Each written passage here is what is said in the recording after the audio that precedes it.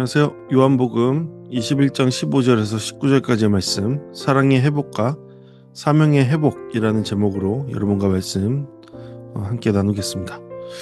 요한복음 21장 15절에서 19절은 부활하신 예수님께서 베드로를 다시 세우시는 장면이죠. 다시 사명으로 부르시는 장면입니다. 이 본문은 단순히 베드로가 용서받는 이야기만 다루지 않습니다. 예수님을 3번 부인했던 베드로가 이제 예수님 앞에서 3번 사랑을 고백하고 다시 주님의 양을 돌보는 사명으로 부름받는 장면을 그리고 있습니다. 여기에서 중요한 것은 베드로의 실패가 개인적인 실수로 끝나지 않는다라는 점이죠. 베드로는 예수님을 모른다고 3번이나 부인했죠. 그것도 사람 앞에서 공개적으로 부인했습니다. 이것은 베드로 입장에서는 굉장히 뼈아픈 그러한 슬픔으로 다가왔을 겁니다. 그래서 예수님은 베드로를 조용히 개인적으로 만나 위로하시는 것이 아니라 다른 제자들이 함께 있는 자리에서 다시 세우시죠. 실패가 공적이었기 때문에 회복도 공적으로 이루어진다라고 우리는 생각해 볼 수 있습니다. 또한 이 장면은 베드로를 특별한 권력의 자리에 세우는 장면이라기보다는 실패한 제자를 다시 섬김의 자리로 복귀시키는 장면이다라고 할 수 있죠. 예수님은 베드로에게 너는 이제 높아져야 한다 라고 말씀하시지 않습니다. 오히려 내 어린 양을 먹이라, 내 양을 치라, 내 양을 먹이라 하고 하시죠.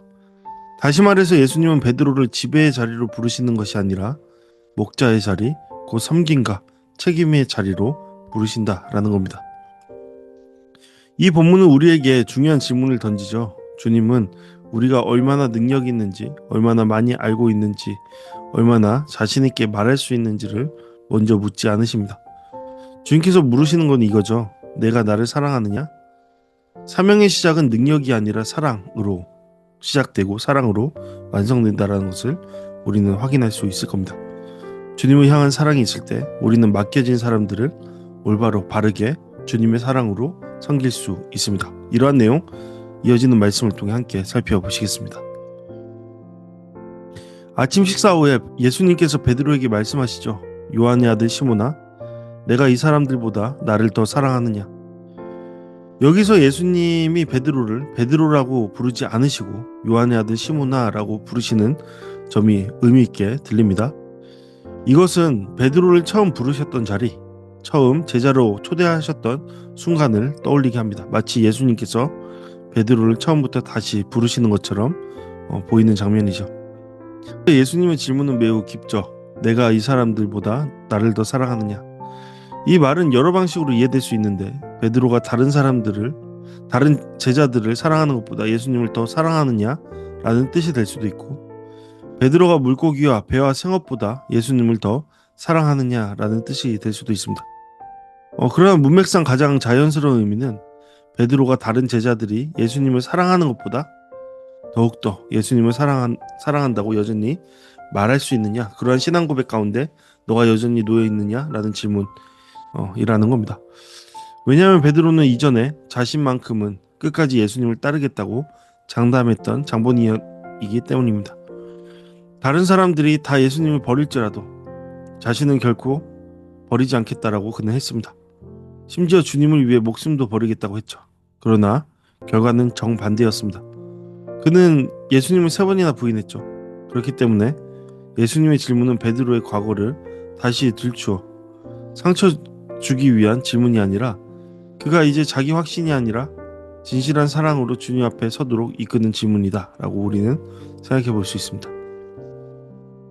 여기서 베드로는 이렇게 대답합니다. 주님, 그러하나이다. 내가 주님을 사랑하는 줄 주님께서 아시나이다. 과거의 베드로와 비교하면 이 대답은 많이 달라졌죠. 과거의 베드로는 내가 하겠습니다, 내가 따르겠습니다, 내가 죽겠습니다 라고 말했습니다. 자신의 의지와 결단이 앞섰죠. 그러나 지금 그는 주님께서 아십니다 라고 말하고 있죠. 이것은 단순히 자신 없는 대답이 아닙니다. 오히려 실패를 통과한 사람의 겸손한 고백이라고 볼 수 있죠. 베드로는 이제 자기 자신을 전적으로 신뢰하고 있지 않습니다. 자기의 마음이 얼마나 쉽게 무너질 수 있는지를 그는 경험합니다. 그래서 자기 결심을 과시하지 않고 자신의 마음을 주님 앞에 맡기는 것이죠. 주님이 아십니다. 이것이 신앙적으로 매우 중요한 변화입니다. 참된 회복은 다시 자신감을 얻는 것이 아니라 자신을 의지하던 자리에서 주님을 의지하는 자리로 옮기는 겁니다. 예수님은 베드로의 대답을 들으시고 내 어린 양을 먹이라 라고 말씀하시죠. 여기서 중요한 표현은 내입니다. 곧 예수님은 너의 양을 먹이라 라고 하지 않으시죠. 나의 어린 양을 먹이라 라고 하십니다. 양은 베드로의 소유가 아닌 것입니다. 교회도 성도도 맡겨진 사람들도 사역자의 소유가 아니라는 겁니다. 모두 주님의 양입니다. 그러므로 사명은 나의 사람을 만드는 일이 아니라 주님의 사람을 주님의 마음으로 돌보는 일인 것이죠. 예수님은 두 번째로 물으십니다. 요한의 아들 시몬아, 내가 나를 사랑하느냐? 이번에는 이 사람들보다 라는 비교가 빠져 있죠. 이 질문은 더 직접적이다 라고 볼 수 있습니다. 내가 나를 사랑하느냐? 베드로는 다시 대답합니다. 주님, 그러하나이다. 내가 주님을 사랑하는 줄 주님께서 아시나이다. 예수님이 이번에는 나의 양을 치라고 말씀하십니다. 먹이라라는 말과 치라는 말은 약간 다르게 들리지만 본문의 흐름에서는 함께 목양의 의미를 전체 책임을 나타내는 것이죠. 먹인다라는 것은 양에게 필요한 양식을 공급하는 것이고 친다라는 것은 양을 돌보고 보호하고 인도하는 겁니다. 다시 말해서 예수님은 베드로에게 단순히 말씀을 전하는 역할만 맡기시는 것이 아니죠. 그것뿐만이 아니라 주님의 백성을 책임감 있게 돌보는 목자의 사명을 맡기는 것입니다. 세 번째로 예수님은 다시 물으시죠. 요한의 아들 시몬아, 내가 나를 사랑하느냐? 이때 베드로는 근심합니다. 왜냐하면 예수님께서 세 번째 같은 질문을 하셨기 때문이죠. 베드로에게 세 번이라는 숫자는 결코 가볍지 않았을 겁니다. 그는 세 번 예수님을 부인했기 때문이죠. 이제 예수님은 세 번 사랑을 물으십니다. 이것은 단순한 반복이 아니라 베드로의 실패의 깊은 자리까지 찾아가시는 회복의 과정이다라고 볼 수 있는 것이죠. 베드로는 세 번째 대답에서 이렇게 말합니다. 주님, 모든 것을 아시오매 내가 주님을 사랑하는 줄을 주님께서 아시나이다. 이 고백은 앞의 대답보다 더 깊습니다. 베드로는 이제 주님이 아십니다를 넘어서 주님은 모든 것을 아십니다라고 말합니다. 자기 안의 사랑도, 자기 안의 연약함도, 자기의 실패도, 자기의 한계도 주님이 모든 것을 다 아신다라고 고백하고 있습니다. 이것은 매우 성숙한 고백이다라고 말할 수 있죠. 베드로는 더 이상 자기 충성을 증명하려고 하고 있지 않습니다. 자기 사랑을 과장하려고 하지도 않습니다. 주님 앞에 자신을 있는 그대로 맡기고 있죠. 주님, 제가 어떤 사람인지 주님께서 아십니다. 분명히 아십니다. 제가 실패한 사람인지도 주님께서 아십니다. 그러나 제가 주님을 사랑하는 것도 주님이 아십니다. 네, 이것이 바로 회복한 사람의 고백입니다. 예수님은 다시 말씀하십니다.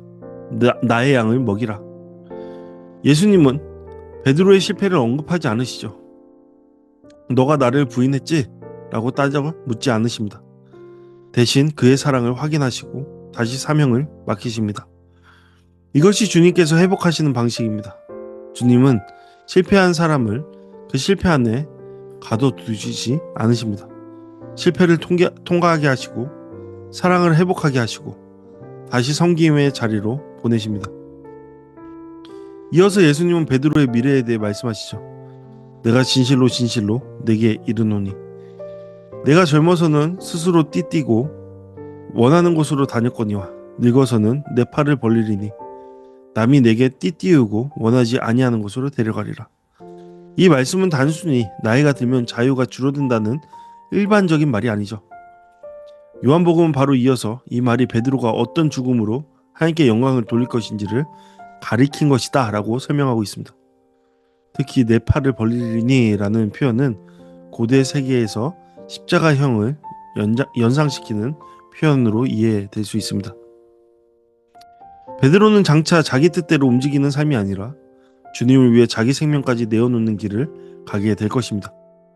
과거의 베드로는 자기 힘으로 예수님을 위해 죽겠다고 말했지만 실제로는 실패했습니다. 그러나 이제 예수님은 그가 장차 정말로 주님을 따라 고난과 죽음의 길을 걷게 될 것임을 말씀하십니다. 네, 여기에서 중요한 것은 그 죽음이 단순한 비극으로 설명되지 않는다라는 점이죠. 본문은 그것을 하나님께 영광 돌리는 죽음이라고 말하고 있습니다. 결국 제자의 삶은 하나님께 영광 돌리는 삶입니다. 때로는 섬김으로, 때로는 고난으로, 때로는 자기 뜻을 내려놓고 순종함으로 하나님께 영광을 돌리는 것이죠. 마지막으로 예수님은 베드로에게 말씀하십니다. 나를 따르라. 이 말씀은 처음 제자를 부르실 때 하셨던 말씀과 연결됩니다. 그러나 이제 이 말의 무게는 훨씬 깊어졌습니다.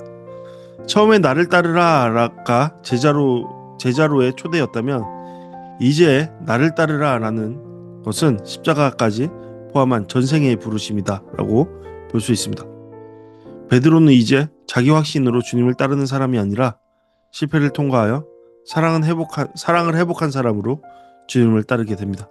그리고 단순히 어떠한 것을 경험하기 위함이 아니라 이제는 완전한 순복을 통해 하나님의 영광을 위한 자신의 전 인생의 산 제사를 드리는 삶으로 부름받았음을, 그리고 그렇게 따르게 됨을 우리는 보게 됩니다. 그러한 부르심이 있는 오늘 말씀임을 우리는 확인할 수 있었습니다. 오늘 말씀은 우리에게 이런 질문을 던지죠. 나는 주님을 사랑하는가? 주님은 베드로에게 능력을 묻지 않으셨습니다. 내가 앞으로 잘할 수 있겠느냐라고 묻지 않으셨죠. 내가 다시는 실패하지 않을 자신이 있느냐라고 묻지도 않으셨습니다. 주님은 오직 한 가지를 물으셨죠. 내가 나를 사랑하느냐.